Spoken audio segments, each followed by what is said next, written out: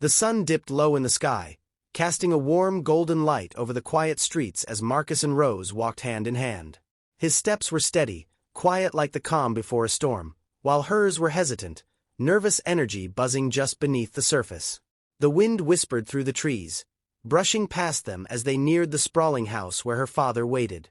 Marcus, with his quiet confidence and unshakable grace, seemed untouched by the tension in the air.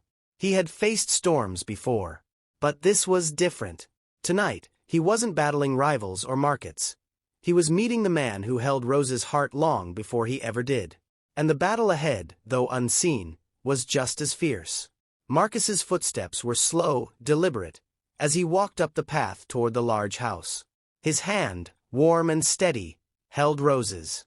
She squeezed it, her fingers trembling ever so slightly. He glanced at her, his calm gaze meeting her worried eyes, offering a reassuring smile. Rose smiled back, though it didn't reach her eyes. At the door Mathew stood, arms folded. His eyes scanned Marcus, up, down, taking in every detail with a subtle frown, lips pressed tight. When the door opened wide, Marcus gave a nod, stepping in with Rose beside him. The house was big, the ceilings tall, but the air felt thick. Dinner started easy, conversations floating around like harmless chatter. Rose kept the mood light, talking about small things, work, hobbies, the weather. Marcus spoke when needed, his voice quiet but firm, always respectful. Across the table, Matthew's eyes didn't leave him. Minutes passed, then Matthew's words shifted, sharp and edged. He asked about Marcus's career, though it didn't seem like a real question, more like a jab. He talked about Rose's future, what she deserved, what she should have. Marcus's hand remained steady on his fork, his face unchanging. He didn't bite back.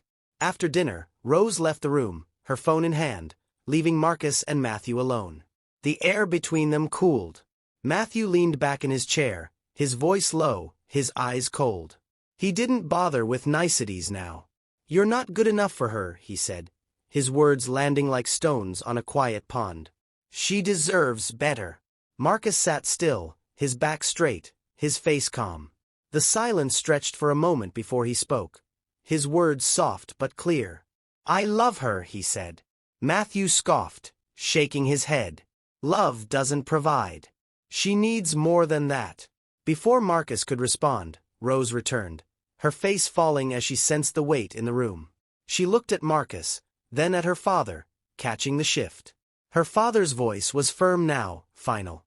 "This isn't going to work, Rose," Mathew said. "You need to end it." Her breath caught, her eyes wide with hurt. Marcus stood, taking her hand again. He didn't argue. He didn't need to. Instead, he led her out the door, his steps calm, his grip strong. The night air hit them as they walked to the car, the silence between them heavy, yet not broken. Days passed, and Marcus's mind turned, his usual quiet reflection stirred by Mathew's words. He could have revealed everything that night, his wealth, his success, but he hadn't. He never felt the need to. But Mathew's assumptions had gone too far. 1 week later, Mathew arrived at the Grand Hotel, its polished floors reflecting the light from crystal chandeliers. He glanced around, his brows furrowed, unsure why Marcus had asked him here. Marcus stood at the entrance, calm as always, his hand outstretched. "Thank you for coming," Marcus said. They sat in a private corner, the hum of the hotel distant. Mathew shifted in his chair, his confusion growing as Marcus spoke, his words measured. "I don't use my wealth to define me," Marcus began.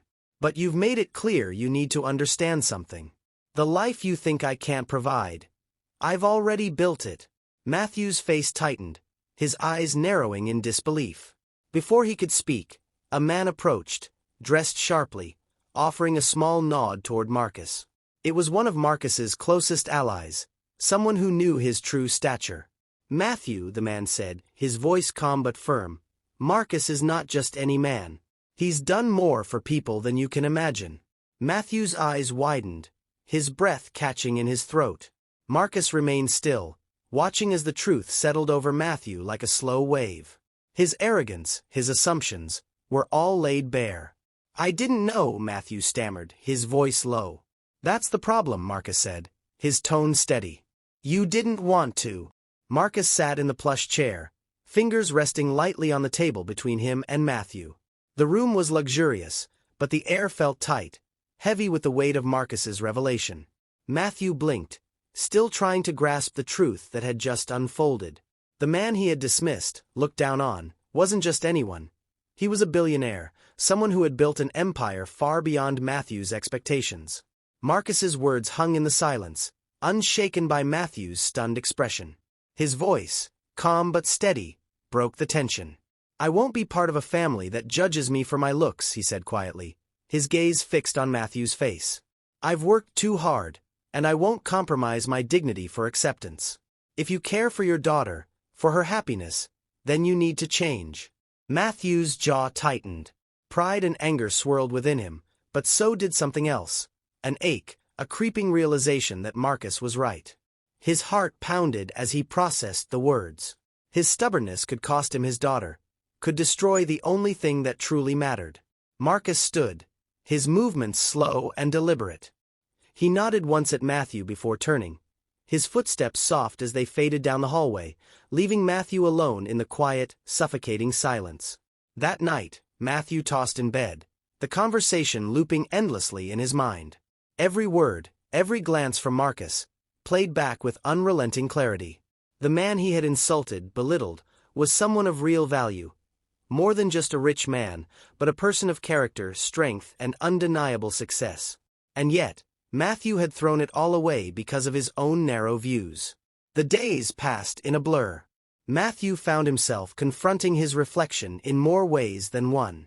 His arrogance, his prejudices, they had been his armor for so long.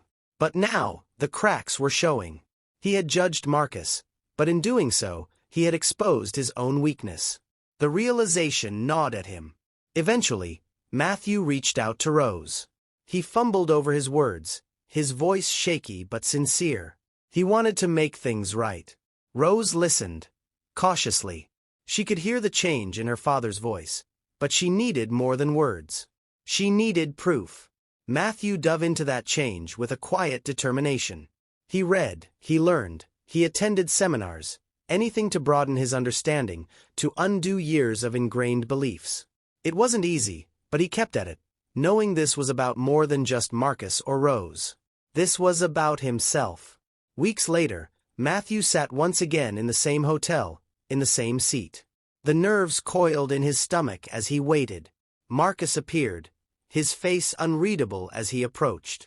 Mathew swallowed, forcing himself to meet Marcus's gaze. I was wrong, Mathew said softly, the words thick with emotion. I judged you unfairly, and I'm sorry.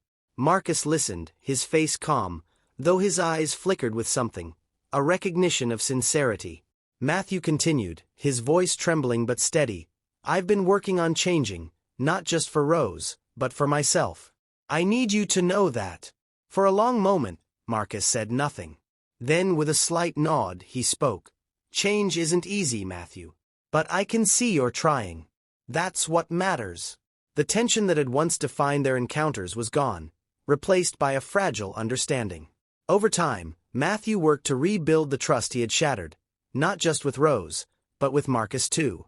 He showed up, not with grand gestures, but with steady, consistent actions that spoke louder than any apology ever could. Months later, the atmosphere had shifted entirely.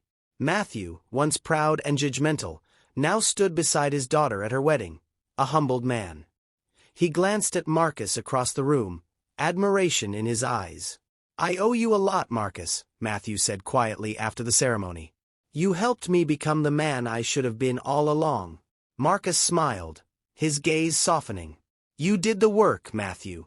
I'm just glad you found your way. As the sun dipped low on the horizon, casting a warm glow over the wedding reception, Mathew stood at the edge of the garden, watching his daughter and Marcus laugh together under the twinkle of string lights. The air was filled with the hum of soft music and the sound of loved ones celebrating.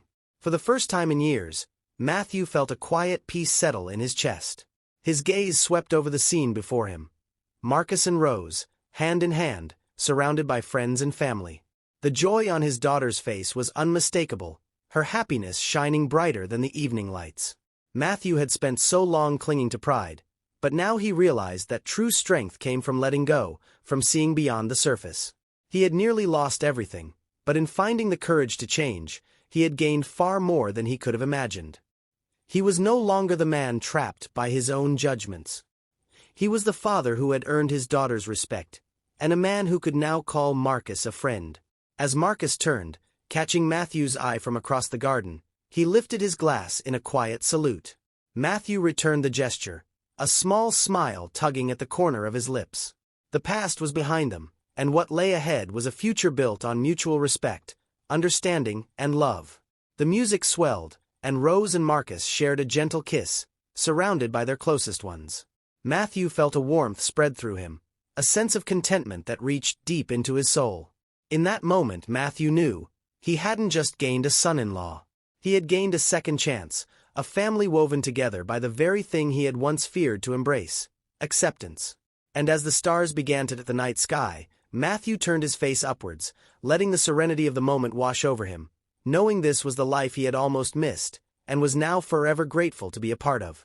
The lesson learned from the story is that true value lies not in appearances or superficial judgments, but in a person's character, integrity, and actions. Mathew's transformation teaches us that change is possible when we are willing to reflect on our biases and work toward personal growth. It highlights the importance of humility, acceptance, and the power of sincere effort to repair broken relationships. Ultimately, the story shows that by letting go of pride and prejudice, we open ourselves to deeper connections, love, and the possibility of redemption. If this story resonated with you and you're looking for more uplifting and inspiring tales, please like this video and subscribe to my channel. I'd love to hear your thoughts in the comments. Don't forget to hit the notification bell so you never miss an update. Together, let's explore stories that highlight the incredible strength of the human spirit and the blessings life brings. Thank you for joining me on this journey. I'm excited to share more stories with you in the next video. Remember, embrace the positivity around you and believe in the incredible beauty of life. Let's keep inspiring one another.